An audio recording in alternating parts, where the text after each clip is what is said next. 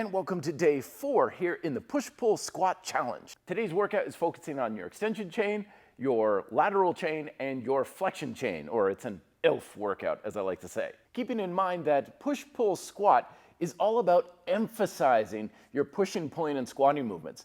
So your support chains of flexion, lateral, and extension are supposed to be almost more of like an active recovery type workout. So while these are supposed to be challenging, they shouldn't feel like they're just the grind work that usually comes with your pushing, pulling, and squatting exercises, which are the bulk of what's going to build your muscle and strength. Now, today's tech tip is all about helping to enhance everything you do about working your abdominals. Because it's very easy to kind of misguide yourself into thinking that working the abs is all about leg raises or planks or sit-ups in ways that we're flexing our body forward. And even though we are doing that with those exercises, that's not what's going to actually make your abs work. Instead, remember when we look at the anatomical structure of your abs, they don't connect to your legs and they have very limited flexion potential of your lumbar spine. Instead, what they're primarily doing is controlling or creating a posterior pelvic tilt in those exercises you're doing. So the best way to understand this is we're gonna start warming up with a bit of kind of almost a cat-cow from yoga, where we're not so much using our shoulders, but we're creating lots of that pelvic tilt. I'm using my abs and keeping some tension in my glutes to curl my pelvis into that posterior tilt. Not only is this good for your abdominal activation, but it also helps to relieve a lot of tension in your lumbar spine as well. So you get about 10, 15 of these just to kind of loosen up.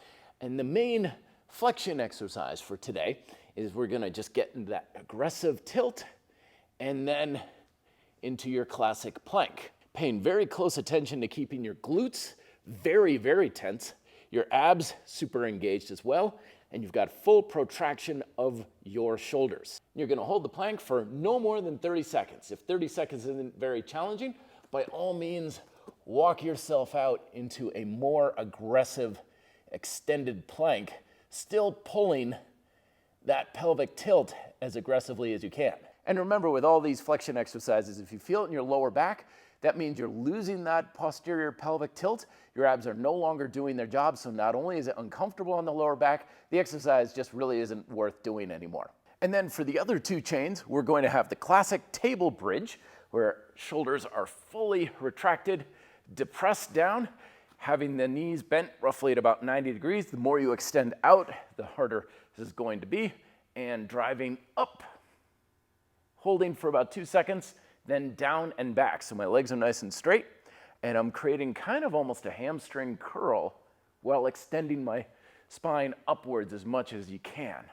And I've got a limited shoulder mobility due to an old injury that I'm still getting over at the moment. So hopefully you're getting more range of motion than I am, but we want to feel this very much in the glutes and hamstrings and not the lower back. And then for the lateral chain, something very simple, but also focusing on shoulder stability, we have the classic T-plank. Again, creating that posterior pelvic tilt, glutes very much engaged, protracted shoulders in this plank position, but then when I come up and around, pulling my shoulder blades together, chest and lats are engaged, holding, protract again, and rotate again.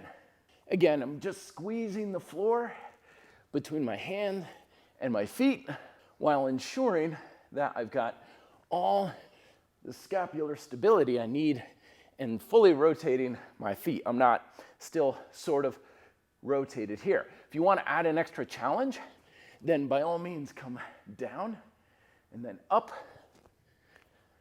here, down, and up for a little bit more of a stability challenge. Both the table bridge and the T-planks can be done for roughly 10 to 15 repetitions or as many repetitions as you see fit. Remember, this is meant to be kind of an active recovery day, so we're just working out all the little kinks, stretching out a few muscles, and making sure everything is engaged and ready to go for the next round of the push-pull squat challenge. The first 2 days of the first round are right here, and of course, if you want the full thing, it's down below in the description, as well as a little bit more of details for this workout in general.